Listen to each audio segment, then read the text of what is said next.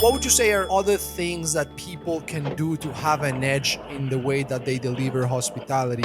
Enhancing your story and getting better at telling it takes practice. It's like telling a joke. The first time is likely gonna fall flat. The more you improve it, the better you tell your story and the better certain beats land. And the more people start resonating with you. You lost passion for that project at some point and then you moved on. I think it was a Steve Jobs quote. If you look in the mirror too many times in the morning and you're not thrilled about the day, then you need to change. It takes courage to do that. Thinking about our career as a story, thinking about our personality as a story, you have a story. And the better you can get at communicating that story is not only going to generate results in your relationships, but it helps internally.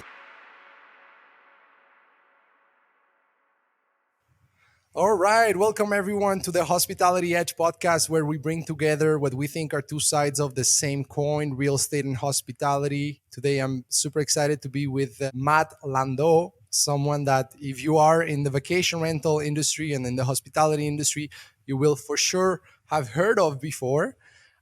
This man needs no introduction, but for those of you that are perhaps new to the industry or perhaps are living under a rock, just a quick intro of Matt. He's an entrepreneur, he's a thought leader, and he's an educator in the hospitality and vacation rental space. And it really just took me a few minutes with Matt, just having small talk in a conference in Puerto Rico to feel a certain energy that really convinced me that he thinks deeper than most of us perhaps do when it comes to business and life. And so I would describe him as someone that stands out because of his focus on building community, building human connection, while also pushing for deeper reflection on the responsibility that we all have as operators for greater impact in the society, as well as for deeper introspection into what our life's purpose should be.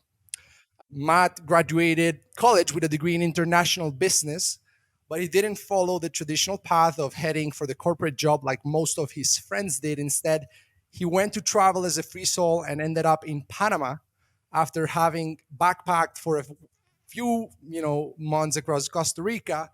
And shortly after, he was a 25-year-old owner of a boutique hotel that won some awards. But not only did he do that, he then went on to have, again, societal impact, getting involved in a social intervention program that would help gang members get off the streets through education, mentorship, and opportunities. And fast forward to today, Matt, has hosted some of the most recognized podcasts in this industry. He's the founder of VRMB, a media empire in the vacation rental industry that has become the go-to source of education and community for many vacation rental operators. So yeah, what else, man? It's so hard to cover everything you are in just one introduction, but thank you so much for being here, Matt. It's a pleasure to be here. Do you have to tell me, did you use artificial intelligence to help you put together that introduction? I actually didn't because when I took what I wrote and I put it on ChatGPT, it came out too like flashy, blah blah blah. Like it almost sounded like I didn't like it, so I didn't take the ChatGPT version. I actually went with my version. That But was incredible. I feel like all of us probably have some footprint online that ChatGPT would purpose into an introduction. So thank you for that wonderful introduction. And the feeling is mutual. When we were hanging out in Puerto Rico, I could feel that you were a very authentic, curious person too. So it's a pleasure to be here. absolutely, Matt. So I want to start with you. You started. I'll call this a site when you were in Panama that became the go-to place for people to learn about investment opportunities in Panama. And I was reading through one of your blog posts in your website that said that you lost passion for that project at some point, and then you moved on. So I wanna stop there for a second, and I wanna go back to in one of your podcast appearances. You were talking about how when you were actually recording, I think it was Casago's second episode in Home Runners, that you had a bit of an existential crisis where you paused and you wondered what is my story? Like what am I, what am I trying to accomplish, where am I going, and you felt that you were not as passionate as you were at the beginning. Is there something that you would say came back when you came to this existential crisis recently, and when you had that kind of a realization back when you were starting this site in Panama, and what is it that you realized that was missing perhaps about your story that you're currently trying to do some introspection about? I think we can look back and often put our finger on moments in which we took big leaps in our lives or our careers. Maybe it was moving somewhere new, or going to college, or trying something that you were unsure about, and then that changed everything. And I think the big leaps in hindsight are actually quite interesting to think about as humans, because there's not a whole lot of them typically in our life. We only have a small handful of these big leaps that we made as humans. So I think that's one part of it. And we all have moments when we know we need to take the big leap, but there's only a limited number of those. And then in between the big leaps, there's a whole series of smaller ups and downs that we go through. Sometimes we're really excited. Sometimes we're getting spread thin. Sometimes we're really motivated. Sometimes we're losing passion. And I think the through line here is reflecting a little bit more about where you happen to be on either of those two curves. So maybe, as let's say I was when I decided to move to Panama from the United States as a college senior. I wasn't sure what I wanted to do, but I wanted to go somewhere cool. Maybe that sort of big leap in hindsight, maybe I might arrive at a moment like that again, in which I need to move somewhere new. And indeed I did. I had to muster up the courage to pull the trigger and say, I'm moving back to the States after 10 years of living in Panama. Only 3 years ago, I had to make a big leap and move from New Orleans, where I had kind of considered home, for about a year and a half, to Miami, where I now live. And that was a huge leap of faith. I didn't know anyone in Miami, really didn't know much about Miami at all. I think we feel those moments in life when we need a big leap. And it's really amazing to realize, oh crap, I need a big leap right now. It's like, yeah. In fact, I just had lunch with a friend who's a nurse, and she had this realization, she's just not happy to go to work anymore, and she wants to move, and her parents are driving her nuts. And she realized this moment that she needed to have a big leap. And that was a huge revelation, just saying that out loud between us. So recognizing, I think, when you're at that moment when you need the big leap, but also recognizing the smaller ups and downs. Maybe you do take the big leap, but you're looking for a little excitement in your life. Or maybe you did take the big leap and you're trying to make sense of a really stressful time, right? I think just being aware of where you fall on those two curves have really helped me at least not freak out when something's going wrong or I'm feeling stuck or whatever. So I think that's the common denominator between those two scenarios.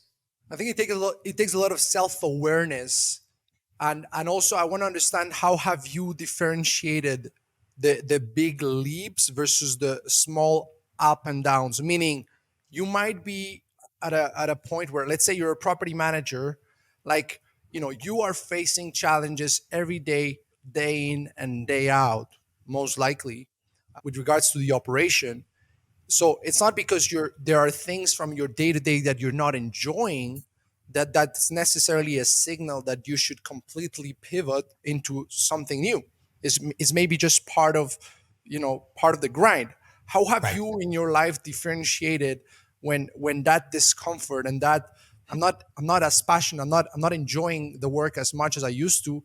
How have you identified, hey, this is actually not part of the daily grind, this is not something I have to push through, this is something that I need to really take back home, question myself about, and perhaps make some bigger decisions in life?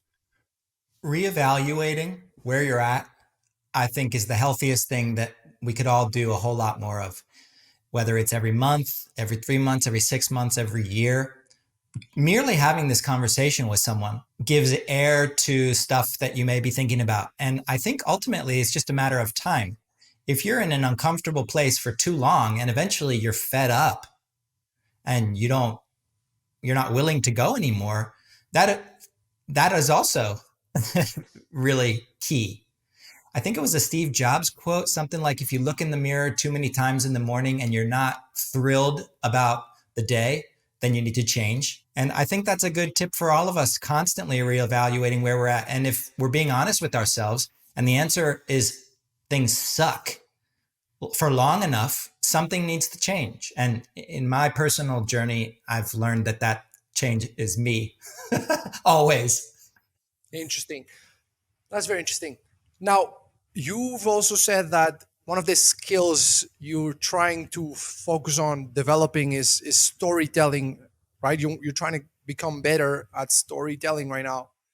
So going back to that original question of, you were recording, you know the second episode of Home Runners featuring Casago, and then you're like, hey, wait a minute, like I'm featuring the stories of other companies, but I haven't defined my story yet anyone would see you and would think, hey, like this story is perfectly crafted. I mean, like, the guy that started in hospitality at 25, buying a boutique hotel, and then, went on and did all these other things in the industry and is recognized and has all this huge platform. Like, what did you feel was missing about your story, or what did you feel that either was not connecting, the dots were not connecting within the story of yours, or perhaps there was something about the story that you hadn't written yet?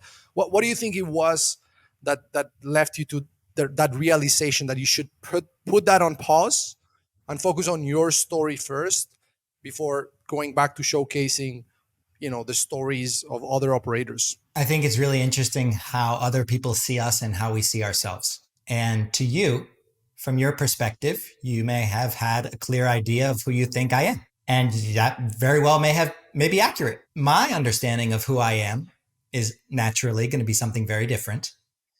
And I think it was getting a little bit more honest about, what is my story? What do I want from life, right? What trials and tribulations am I willing to step into? Am I going to accidentally encounter? How will I react to that adversity? And every great story we know has adversity. If you're just like growing with no adversity, it's probably too comfortable. You're probably not growing as much as you could. And I think thinking about our career as a story, thinking about our personality as a story, thinking about our business, our work, even if you work for somebody else, you have a story. And the better you can get at communicating that story is not only going to generate results in your relationships, right? Because now you can more clearly convey who you are. But it helps internally. I mean, it's the crux of growth internally, because you don't know yourself as well as you will one day from now if you really intentionally aim to learn something about yourself. And that's just an endless kind of process. I had this really breakthrough experience when I visited Israel last year. I am Jewish, and I was 40 and I had never been to Israel. Mind you, this is before the war. And there was some reason why I had always avoided Israel. Just never went. Thought it was dangerous, media, whatever. Ultimately, visiting Israel for my birthday, in the middle of all this introspection, helped me see that I wanted and needed to become a deeper person. I wanted to learn about myself in new ways, that I had just kind of got into a comfort zone. I think I was looking for that deep, big leap, and coming back from Israel and realizing, wow, I learned a million things on the trip about myself, but realizing, wow, this could be a pivotal moment in my story. and then sharing this trip to Israel with other people, sharing the story as the introduction at the Keystone retreats that I hosted that year, incorporating this real world human development experiment into my business in a storytelling fashion, started engaging customers. And this goes for vacation rental managers who want to engage their team, their homeowners, their guests, other community members. It is the biggest breakthrough that you don't know you need so desperately, because enhancing your story and getting better at telling it, and that takes practice, by the way. It's like telling a joke. The first time is likely going to fall flat. But as you begin improving it like a practice, and this is something that I'm now into, like I'll do some of this every day. The more you improve it, the better you tell your story, and the better certain beats land. And the more people start resonating with you. And if I told you that something happened to me in Puerto Rico, you're going to be really fascinated to hear this, because that's where we met. And just ways of engaging people in much deeper levels than here's my business, would you like to buy from me or not? That was a really big changing point. Thinking about my product, my service, my brand as a story. I love that. And there's a few things there that you talked about, like becoming a deeper person, which is a theme I've heard a few times from you. You talk about incorporating. I want to get back to those two concepts, but also like going back to the story. If we want to go practical for a moment, like someone that's listening to this and is like, how would this help me? Like, I'm a property management company, I'm trying to grow. Like, I don't understand how thinking about my story would help me. You talk. I would look at your website and I would tell you this is an incredibly boring website. It is purely technical. There is no real feeling or emotion. I don't get palpably moved when I visit your website. It's boring as hell. That would be a great place to start. Sorry, keep going. Oh, thank you. That's it. And it's just because that's the way we all create the websites at the beginning. It's like this many bedrooms, this many plasma TVs. These are the views. This is the tours you should take. There's zero emotion, real human emotion. And that would be a really good place to start, is creating a little bit more of a narrative, a little bit more of a storyline on your website, maybe a little bit more of a storyline on your email campaigns, your follow-up newsletters, a little more story in these things, a little more human, visceral emotions that are actually inciting. Maybe something is terrifying that's coming to you and your destination. Maybe something, it makes you guys thrilled. These are all story elements, and conveyed properly, accurately, you will gain an entirely new level of trust. Which at the end of the day comes back to your concept of listing site independence, which is, if we want to be able to get away from the trap of only being able to get bookings from OTAs like Airbnb, VRBO, etc., the only way you're going to get there is by building that story, right? By building that brand. Yeah. I've always believed in independence as an important value of our industry. And the more dependent you are on any given source for leads or for anything, frankly, I mean, if your entire business depends on one cleaning person, that's not independent. That is very dangerous. So independence as a marketing message, but also just as a core business value. Back to that idea of reevaluating things. I think it's healthy to reevaluate your values. What's important to you at this time in your life? And maybe your business values change since you first started the business. That's a big one we're finding lately, is a lot of vacation rental managers are burning out because they're so spread thin. I mean, it's an incredibly operationally complex business to run, and the margins are slim, and it's not pretty, and you're scraping poop off toilets. That can very easily burn you out if you're not reevaluating regularly what is important to me. If independence is so dang important to you that you're willing to die for it, I'm not saying this needs to be the case, but if, let's say, curiosity is an important value of yours, let's say courage is an important value of yours, let's say professionalism is an important value of yours, If you're reevaluating your business every 6 months or a year and saying, are those still really important to us, or have new values entered into the fray?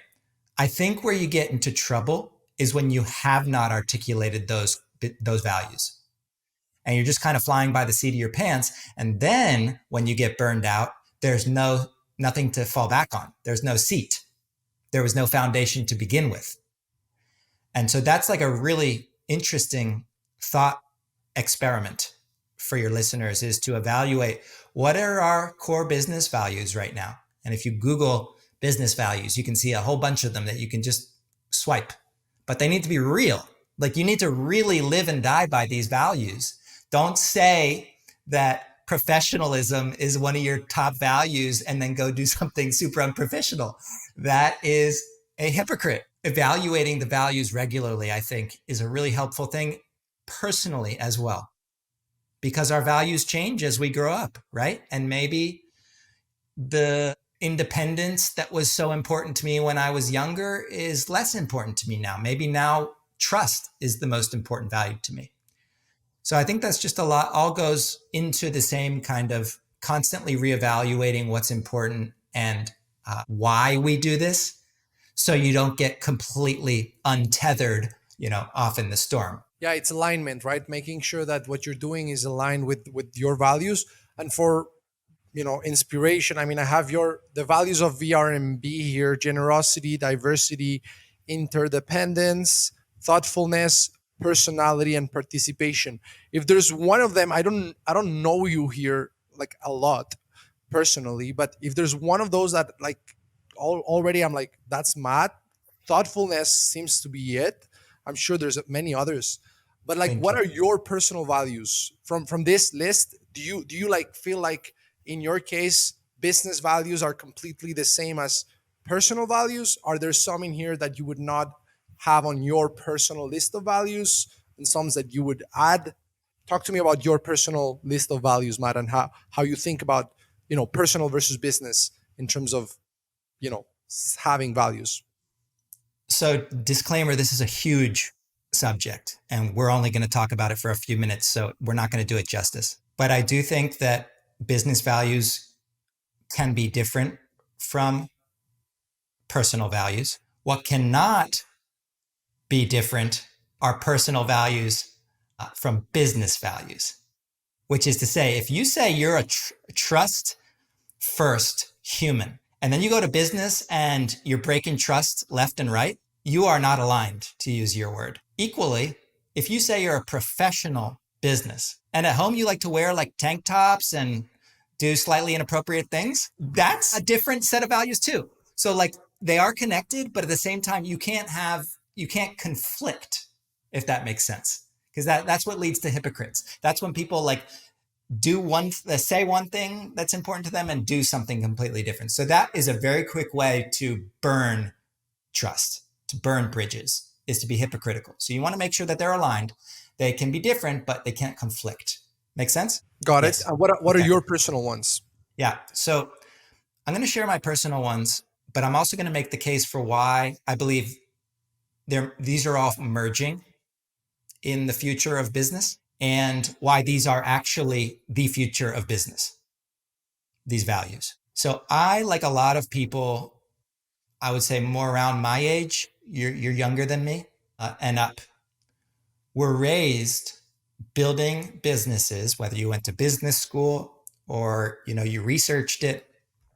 We're raised on these core business and personal values of integrity, trust, of respect, of honor, professionalism. I would lump into that category for our industry, considering the people who are listening to this. Those were the values that we were told we needed to strive for. And if you go into some old like business offices, you'll see those up on the wall, right? You've seen them with the generic photo, respect or whatever. Those are all still hugely important, of course. That has created a foundation of anybody who has done well enough to this point in business and personal. But there are new values that we were not trained on or that we did not practice with when we were younger. And in a lot of cases, they were actually suppressed. And these are some of the values that I've only recently really started putting my finger on as North Stars and difference makers. So I mentioned a few of them earlier, but I'll share a few again. Curiosity. If you know anyone who's curious, they almost always have a handle on the world right now and where they're going. The more curious you can be, the better you understand things. The more you ask questions, good questions, the more you learn, as opposed to those who don't ask the good questions and think they know everything. You know, some of them. Curiosity is huge. And it's something, again, that's practiced. You can practice being more curious and learning how to ask better questions. There's plenty of material online, journalists and whatnot. In fact, there's a fantastic masterclass, the video course by Bob Woodward, who's a famous journalist, that I would recommend to anyone because it really teaches you how to get inside the mind of a curious profession. So curiosity, I think, is one huge thing that if applied to all of our vacation rental businesses, you're asking better questions of your team, of your guests, of your homeowners, asking them a question that they've never been asked before. Think about that. If you ask someone a question that they've never been asked before and they have to stop dead in their tracks and think to themselves, whoa, that's a really good question that I have never considered. Boom, you have earned a new level of connection with that human. Connection is another value, I think, that wasn't necessarily like championed 10, 20, 30 years ago.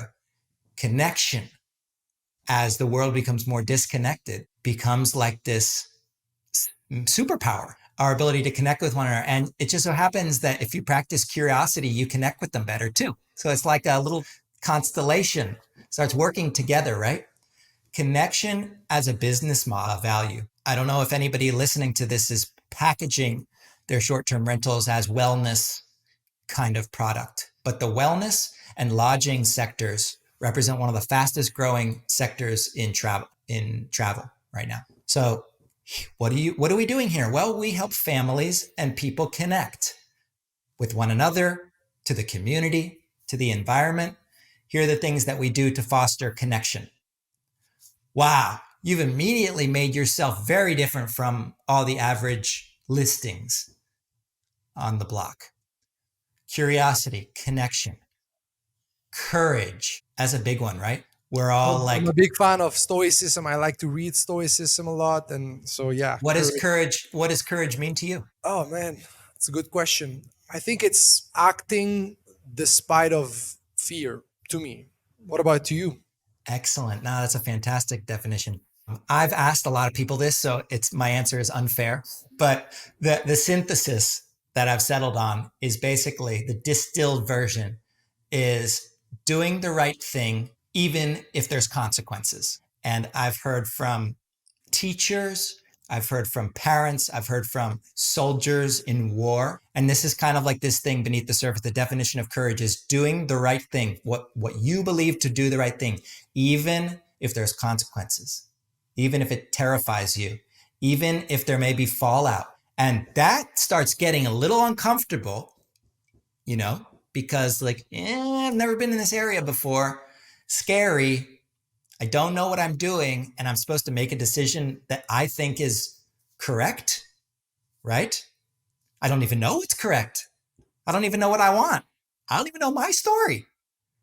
So that can be whatever the opposite of empowering is, like disempowering, I guess, feeling, because I don't know how to navigate this. I think courage is all about thinking what is the right thing for you, developing what is that North Star that you stand for, and doing and upholding that, even if there's consequences, even if a guest is going to demand a refund or write a negative review. This is a new value that was definitely not up on the wall at our dentist's office as a child, right? But the more and more I see leaders in our market really breaking through, like this represents the cutting edge of short-term rental managers.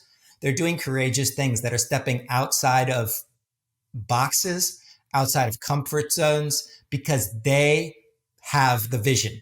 They believe it's the right thing to do. And it's not going to be the most popular, almost guaranteed.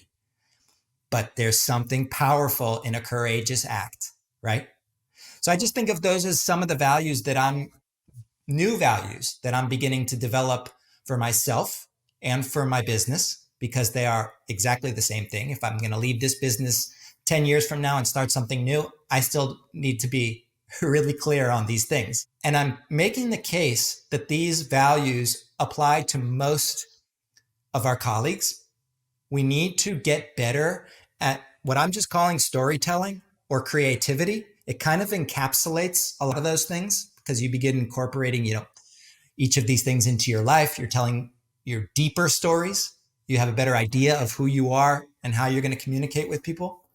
I put this storytelling / creativity as the single biggest differentiator from the old short-term rental cottage industry that smashing into a rock wall right now, and the new short-term rental industry, I call us home runners, that is going to start a new book.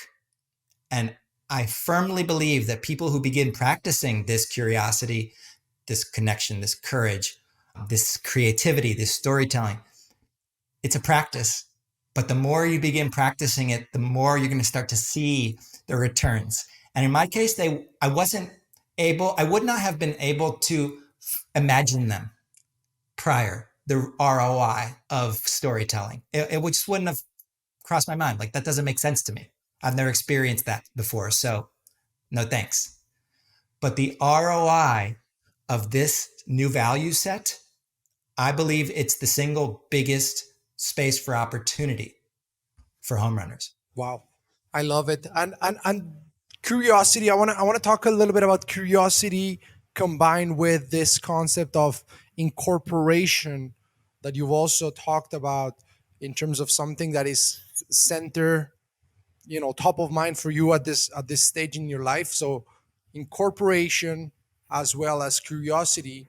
When we were in Puerto Rico, you mentioned that one of the next projects that you had to do with almost like interviewing people in different stages of life, like in fields that perhaps had nothing to do with vacation rentals, but just like, you know around the concept of innovation, right?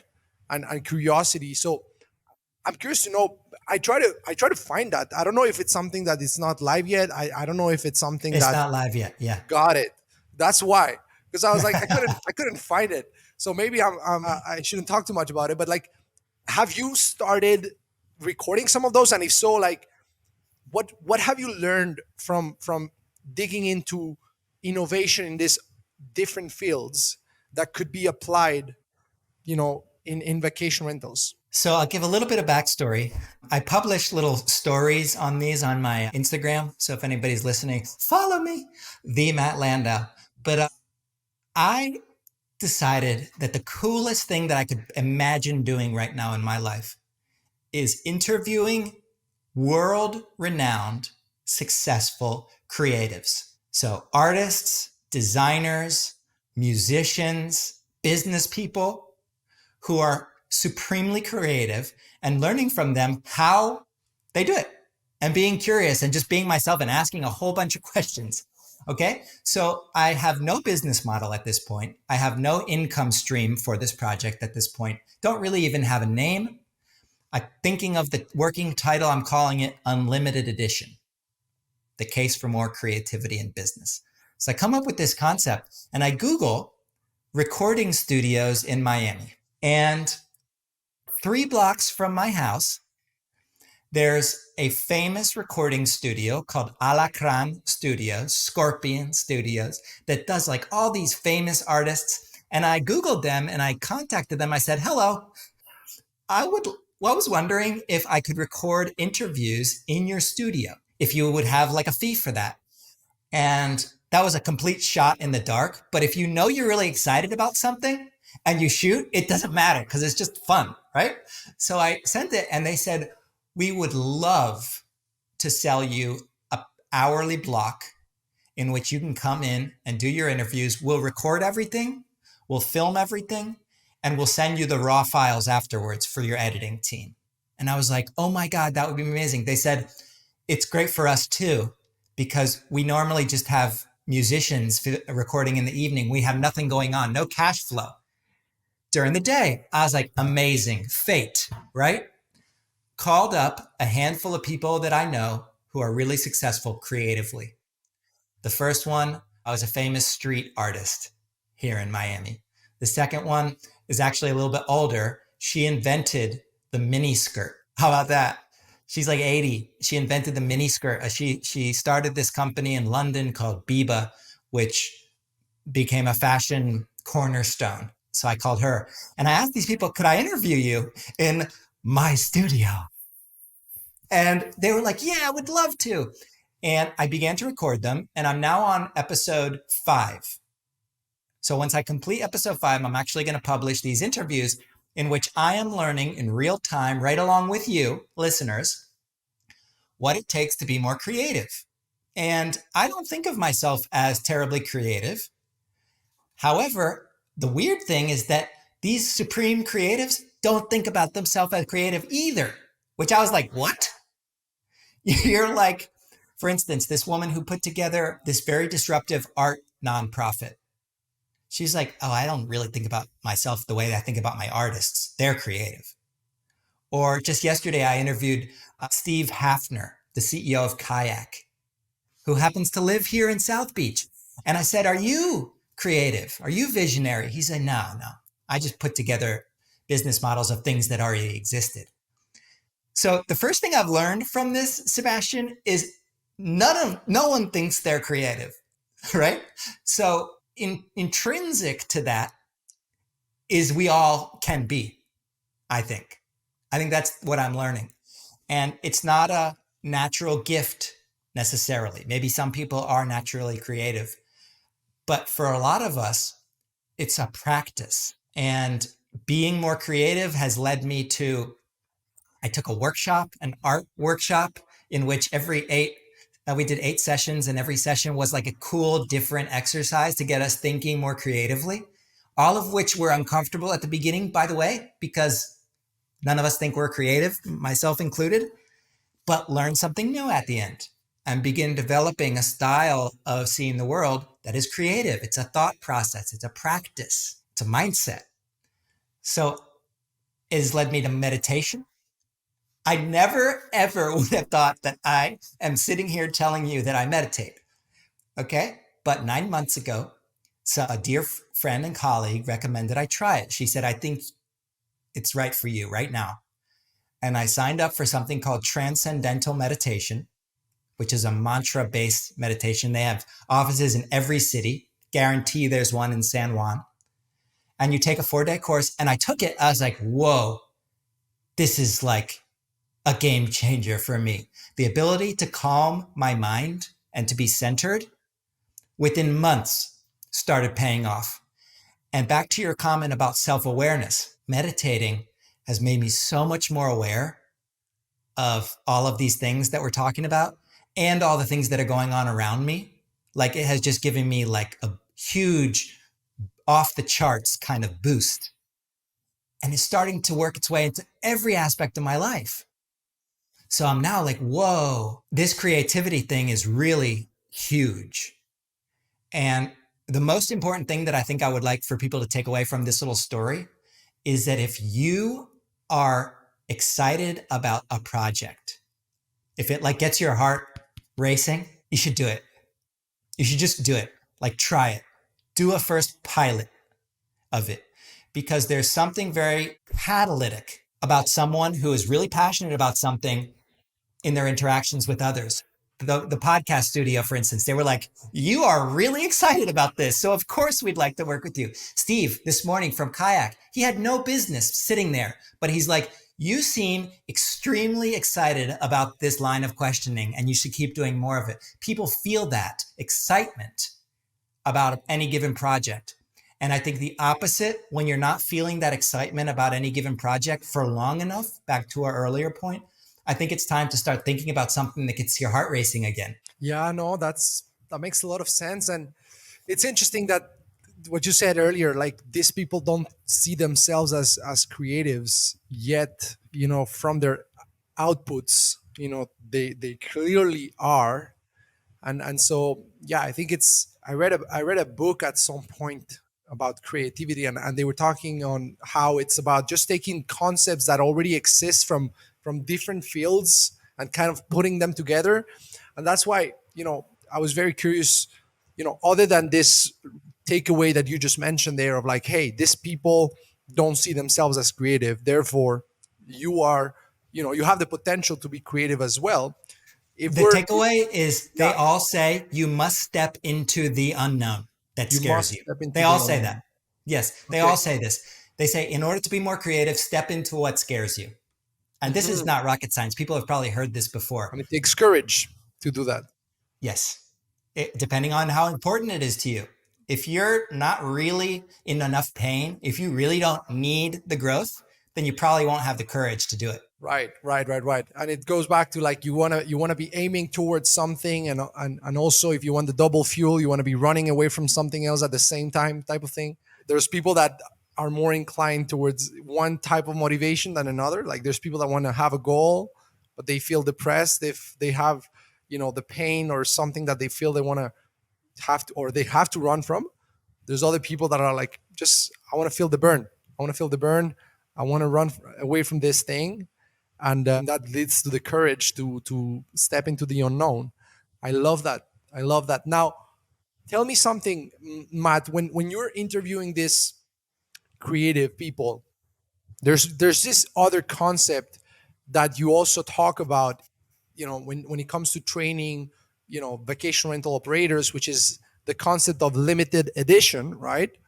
And I'm sure that there's some relationship between what you're seeing, some of these creatives do, and what you are trying to teach operators to do with this concept of limited edition. Can you tell us a little bit about that concept? Yes, and this is actually the perfect complement to our comments earlier about one's own story. So, I originally moved to Panama. I was walking through the historic district. I met a real estate agent. She showed me some properties and she described, and it's a UNESCO World Heritage Site like San Juan. So, you can't build up or out beyond the established footprint of any given building. You can only adhere to the existing preservation laws. And she said, because of these laws, there will only ever be a fixed amount of properties on the market in Casco Viejo. And for that reason, they will always hold their value. She said, it's a very limited edition investment. And I was like, whoa, I'll have two. No, it was a great way of framing it. And that sent me on a sort of rabbit hole for 7 years, researching the phrase limited edition and thinking about what it means to me. And I ultimately found myself pulling from the world of collector's items. So we've all seen the show on TV when someone brings in an antique from their grandma's attic and an expert says, wow, this chair was actually used, to write the Declaration of Independence or something. And it's worth, $10 million. What I find so fascinating about these antique objects that fetch such large price tags is, one, that they fetch such large price tags and people are willing to pay for them because the people really want them. Like a history buff would kill to have that chair. Two, the people who are interested in that product tend to really get along with one another. Like they're all history buffs. And you find like community and belonging in seeking that, you know, famous, mysterious chair, something like that. The more people that want a limited edition good, the higher the price gets because it's one of a kind. And it's just steeped in this personality, this story, right? What's the difference between this chair and that chair? Well, this one was just from the era. This one was used to write the Declaration of Independence. Suddenly, I want to learn about that chair. And it's not because the actual materials were more expensive, right? It's because it has this origin story that is verifiable, that has an itinerary, a deed that can be proven. This is where they sat when writing the Declaration of Independence. So I became obsessed with this concept that I developed of limited edition. And the case was for vacation rental owners and managers, operators, to focus more on the things that are one of a kind, the things that the bigger, richer competitors can't do or won't do. And that if you really double down on these things, for instance, locally based or headquartered in town, not across the country, specialized in any given property type or region, special interest, surprisingly hospitable, surprises, these little one-offs, these little quirks, right? These are all like things that cannot be replicated or scaled, which inherently builds a moat around your business. And my case was, you got to focus on these things so that nobody else can compete with you. And I talked about limited edition on stage at the biggest conferences nonstop for 7 years. Fast forward to starting to feel a little bit stuck and starting to feel a little bit suffocated, spread thin with so many different projects, not extremely excited about any given project like I used to be. Just kind of like going through those motions. I think a lot of us fall into that just going through the motions mode, and it's easy to just float along. But I realized like this is not a good path. I need to change something. I realized that limited edition was me. To put that another way, I was describing this mantra of limited edition to everybody, but what I was really describing was what I stood for. So that was like, whoa, very meta, right? And it was then soon thereafter that I was like, I am limited right now. I have hit a ceiling of sorts that I keep bumping my head up against and don't feel like there's any like air to breathe. I am limited. So that was actually quite a hard pill to swallow in a way. It was cool to realize, but it was also like, oh man, I need some real change. And this is kind of one of the understandings with myself that sent me on a path thinking more deeply about what do I want and what is possible, not what's limited, what's unlimited. What could I do if I went back to that early like excitement stage and anything was impossible? Kids do this really well, by the way, because they have no biases like blocking them or, people telling them that they can't. What if I went back to that unlimited mode and started thinking more originally about who I was and what I wanted and what was possible from me, not of the market, not my customers, not my competitors, me. And that inward journey did not come naturally. I hired a coach to walk me through that transformation. But what we came out with on the other side is it's actually a path inwards that creates an unlimited set of possibilities, an unlimited kind of opportunity that feels liberating, frankly. It just feels freeing. And so this phrase, unlimited edition, has become my new thing. I didn't let it go. I didn't fully, put it to rest. I came back to it because I love it so much. But limited edition had to die for unlimited edition to be born. Wow, that's amazing. And would you say that's the path towards becoming what you describe as a deeper human, like that kind of like Yes, soul searching? What does 100%. it mean? Is it is It it a, means is it something you are or you're not, or is more of a journey? Like you're always gonna be more. trying The to. point is, it's more than currently. So it never ends. And I frankly was familiar enough with what it meant to look inwards, but didn't really know as an adult what it would feel like. And what it feels like is what we were saying earlier. It feels overwhelming, disorienting, confusing. It feels like you're stepping into a great dark unknown and there's no ground. It feels stressful, nerve-wracking, but you have to take the step in order to begin to really evolve. Like, we're not talking tiny little improvements in your life. We're talking like major leap territory. You have to let that old die, sadly, even if temporarily, so that it can be reborn like a butterfly. I love it, Matt. How are we doing with time? Because I know You can keep we're going. I have like 20 more minutes. beautiful. Yeah, because I feel like we have many more things to touch Fire on. away, buddy.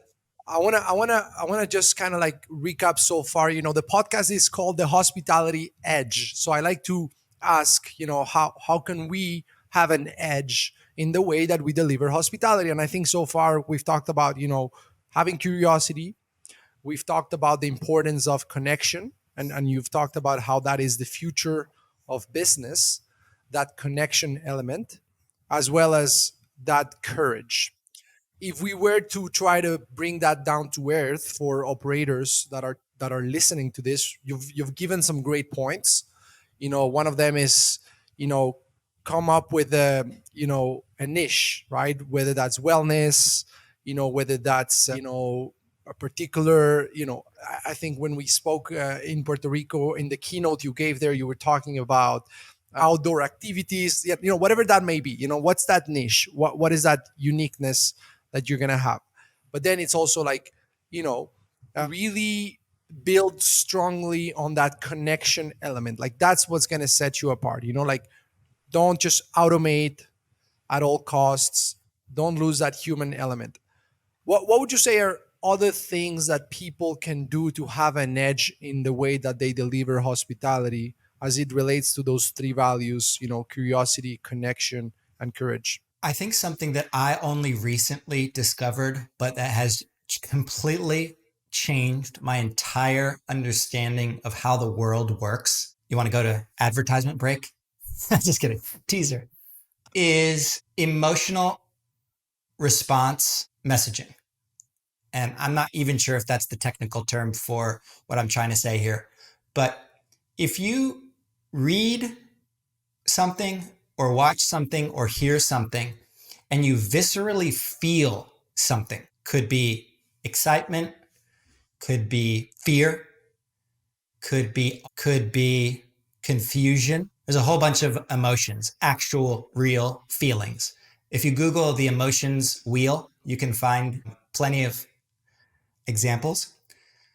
But when we come across something, messaging, and it makes us feel something, really anything, it is exponentially more effective selling the exact same product than copy or video or audio or a banner that doesn't make us feel anything. That's just bleh. And sadly, most of our websites are just bleh. And you know it when you see it. I mean, you can feel the difference between your favorite restaurant and the chain. It makes you feel warm, makes you feel excited or confident, makes you feel like you belong, whatever the feelings are, as opposed to the feelings that you feel when you go to the shitty restaurant is like disgust, is confusion. Like, I don't even know if I'm going to get what I ordered. Thinking first about the feeling that you're trying to convey. This is something that sounds so simple, and I don't think I really would have paid attention to this even a year or two ago.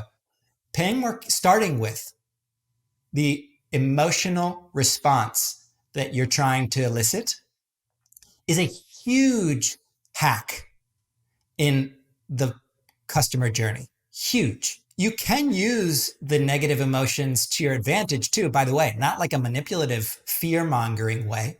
But if you live in a place where the driveway is super steep but manageable, and you explain to guests in a video or a blog post or a newsletter or an email, welcome email, that you were personally terrified the first time you tried to go up it, but then you realize it's totally fine. And you actually share about how terrified you were. I was sweating. I thought the car was going to go, but it was fine. Suddenly the guest's like, oh, this is actually interesting. I'm actually reading something from a real human who's going to look over me for the next few days, as opposed to the boring, mundane, emotionless messaging that is pervasive in our industry. Pervasive. I think a lot of established industries just have gotten so musty or musky or whatever the word is, stale. So I think starting with the emotion that you want people to feel and then sharing what that emotion was like for you personally is a really nice way to resonate with people in what you're already doing. If you did nothing else but started communicating in a more emotionally direct way, I guarantee the ROI of that is going to exceed any pay-per-click advertising or technology stack long term. This is a foundational shift that I think we need to start doing now. Now. Wow. Yeah, no, because I mean, at the end of the day, that's what great advertising does. You know, it makes you feel a certain way. And as you said, it can both be positive or negative emotions. It's not about manipulation, but it's about using those emotional triggers. I love that. That is that is very interesting. And you can apply that to the way you're, drafting your listings. You can apply that to your, email Everything. newsletter, You can apply it to the your way you talk to your homeowner family. acquisition. Yeah, yeah, yeah, Yeah. exactly. And once I realized this, I was like, oh crap. All the media I've ever created was created without this knowledge. Oh boy. That's why people aren't really engaging with it as much as I believe they should. Maybe once or twice we stumble into confusion or joy or sadness or stress or anxiety or whatever. But now that I know this, that this is how people react to the world and that it's going to build trust with someone. Now I'm like, we got to start with those emotions. So let's start. What do we want our guests to feel when they're driving here on the way or when they're on the plane here? What do we want to feel like? Do we want it to feel anticipatory? Like not sure exactly what's going to happen, but thinking it's going to be cool? Do we want a little mystery, a little intrigue? Do we want them to feel comfortable or safe? Do we want them to feel excited? Like, by the way, there's a special event taking place while you're here and you're going to absolutely love it. Starting at those points as pillars, I would say, of any communication campaign is like reverse engineering, rewiring your entire sequence. And it's a complete game changer. I love that. I love that. And yeah, too many applications. I mean, it can be applied to anything. Now, going back to courage, I want to understand something, which is, are people or are people were you born with courage, or is it something you developed? And the reason I ask is because you're mentioning that courage is an important value of yours now, where you're making it more of a central value of yours. Yet when I look at, you at 25 years old with no experience buying a hotel that was having, challenges, financial challenges, and taking some capital partners alongside with you in a foreign country, and then getting into, like, you know gang member social revitalization, however you can call that, just trying to, help these people get off the streets. But, you talked about doing the right thing despite, what the consequences may be. That's a perfect example of that. I mean, the right thing was to help those gang members, right? But the Yes, but consequences could have led to death. I mean, you could have been killed. So, was that something that you were born with, or is it something that you had to consciously think through in those moments? Like, hey, I'm about to buy this place and I might go bankrupt and I might bring my partners bankrupt with me, but hey, you know what? I know it's the right thing to do. And same for the gang members. Or you just didn't think about it, and it was just part of you. I definitely don't think you're born with it because children, I think, are just innocent and are products of their environment. And I think if you're born into a courageous family, it kind of rubs off. You saw mom or dad or a sibling do something courageous. I think typically it's a family value that's instilled. That said, it's definitely something that takes work and refining because you have to know what is the right thing for you.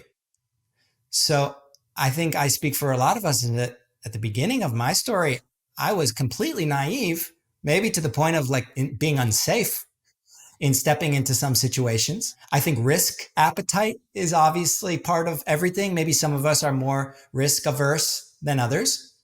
But back to the point earlier, where you can all be more courageous. And what that requires is knowing more what is the right thing for us. And this is kind of like a really cool world of what I think of as taste and preferences.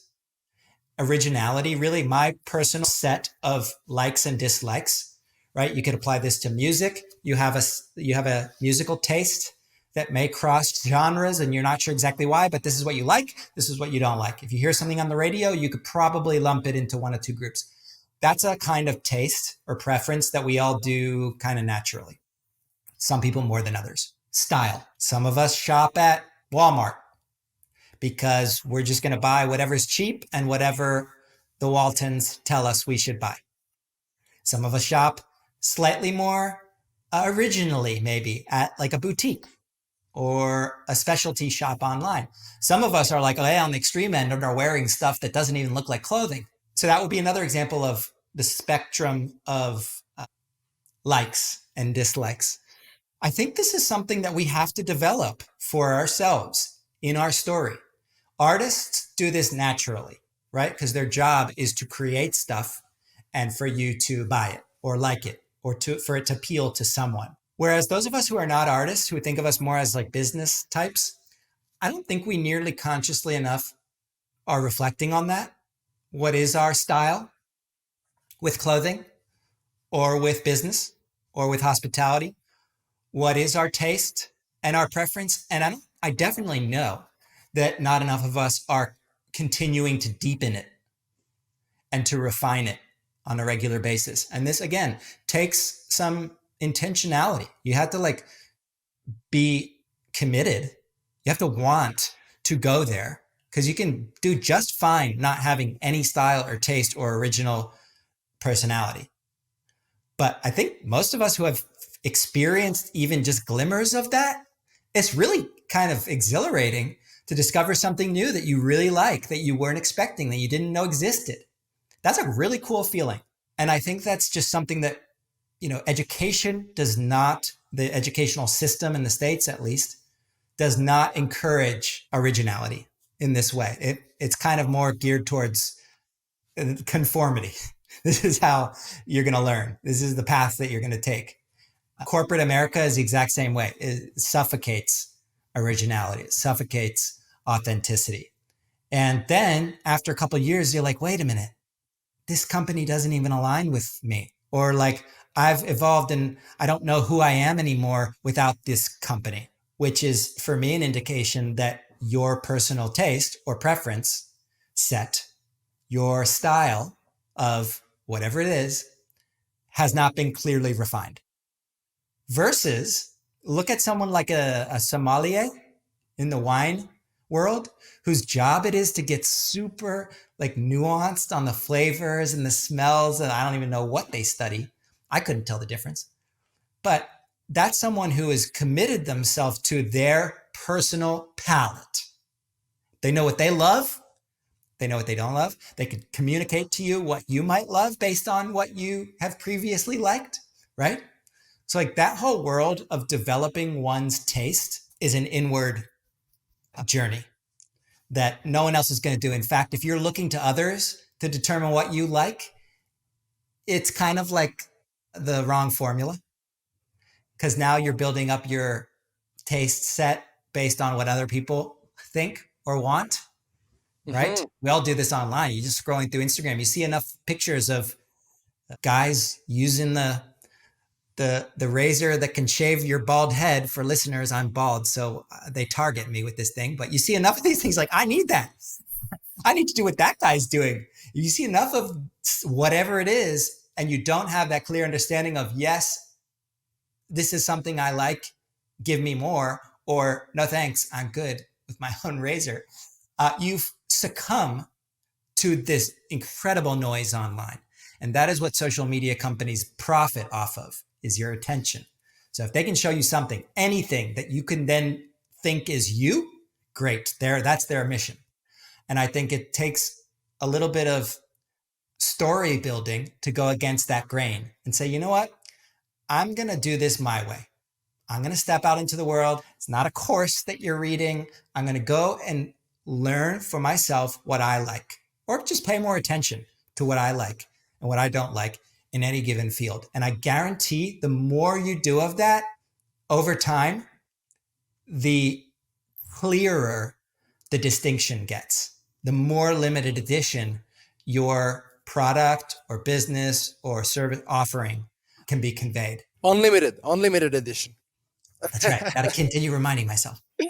All right, Matt, let's wrap this up with the following, which is everything you're saying. I'm listening to it and I'm thinking, like, yes, it makes sense. It's almost like a hedge against becoming replaceable in a world of automation and AI, like in terms of building your story and your own path. Because everything else, everything that's commodity is just going to be replaceable. But yet, I to your point earlier, like people out there that consider themselves as very like business number people might not even think through these topics deep enough to get to that realization. So what would you say to those people out there that consider themselves to be very analytical and very numbers and very business, and that are like, I have no time for that, creativity and passion and emotion fluff? Like, what would you warn them against, or what would you tell to them in terms of why they should be paying attention to this entire conversation we had here? The world is changing faster than it has ever changed before. Every aspect of life is changing at a record, like breakneck speed. That goes for your job. That goes for your entire life, really. Technology, every business vertical is being disrupted. Politics, the environment, like AI is the best example just because it's like front and center and it's easy to like accuse. But not even the creators of OpenAI can predict the future of AI. Let that sink in for a second. Not even the creators of this thing know where it's going. They say that. And that applies to every aspect of life right now, in my opinion, that is changing fast. And famously, we humans don't deal with change very well, right? We only end up ultimately changing when it's really painful. And so I think this is a hedge. It's a fantastic word for it, but it's a hedge for those who want to get ahead of that. And it's not a set that you buy. Maybe you can start hiring people who this describes more accurately. And if you have a big enough team, they can kind of carry the weight. But this is a personal leadership thing, whether your business is 2 people, whether your family is 4 people, whether you're running a huge operation. You cannot lead anybody if you're not leading yourself clearly. And that was a huge realization for me, that people on my team, in my circle, girl that I was seeing at that particular time, I was not leading them into the unknown in a clear way. I was like crossing my fingers that this one works. Hopefully you'll fix it. And that was the feeling that really bugged me, I think. And I think that was the little warning sign, like, this is not getting any better anytime soon. In fact, if you don't start working on it now, it's going to really fuck you up. I think that realization is something that everybody should just sit with. Like, do I want to start doing this stuff now, which is going to be different from the techniques, the numbers that I'm familiar with in the past? It's going to look different. It's going to feel different. Do I want to start doing these things now so that I am prepared when my market gets rocked by a natural disaster? When AI comes and replaces most of the jobs in my organization, when you personally fall ill, or God forbid something happens to you, or you're personally starting to feel depressed, you're personally dealing with mental health challenges, before it gets too late, you're beginning to put in kind of these hours like into a piggy bank almost. I think about it as preventative maintenance. That's how I originally thought about it. But now I see, upon doing it, that the return is way more, it's different. It's way different than I would have compared earlier. It's like apples to oranges. The reward is very different from the linear curve that I thought I needed. And being comfortable with that new world, it's not easy, by the way. Like, it's not straightforward, and it's like a practice, and it can be difficult. And there are times when, your mind wants to do this, but your heart wants to do this. And there's no one answer. You have to balance it on a regular basis, right? So it's not going to happen overnight. But I keep using this word mindset shift. I do believe that if you take on this mindset of, yeah, I'm going to start practicing this new navigating skills as the world changes. I'm going to start trying new things. I'm going to start stepping out of my comfort zone. I'm going to start doing things that I think are a little silly or that scare me as a really quick way to improve your life. I think starting to do those things as a habit professionally, definitely personally, but professionally, that's what I see in the real innovators in the industry right now. That's the real limited edition first mover status. Whereas the rest of the folks doing this commodity stuff, there's a gazillion of them on Instagram. And it's just, those are the copycats are going to be the ones that are disrupted the hardest. Whereas the truly original thinkers, those who are really thinking deeply about these things, I think you are a wonderful example merely by the kinds of questions that you've put together here. If you're listening to this and you're like, yeah, this resonates with me, connect with people like Sebastian, like surround yourself with more people like that. That's what I did. I found people and I found mentors who were moving at that kind of new pace and style. And it's very different than the crowd that I used to hang out with, but it feels amazing. So kudos to you on leading with your own original style and voice. And you really understand every question that you're asking and you really mean it. You're personally curious about it. That feeling that you bring to me to here today for the interview is a special feeling.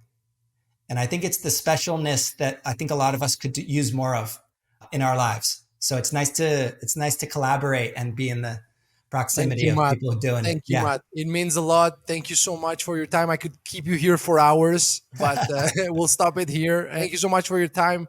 Amazing episode, and I look forward to connecting with you hopefully soon. It's my pleasure. Thank you. Have a great one. Okay.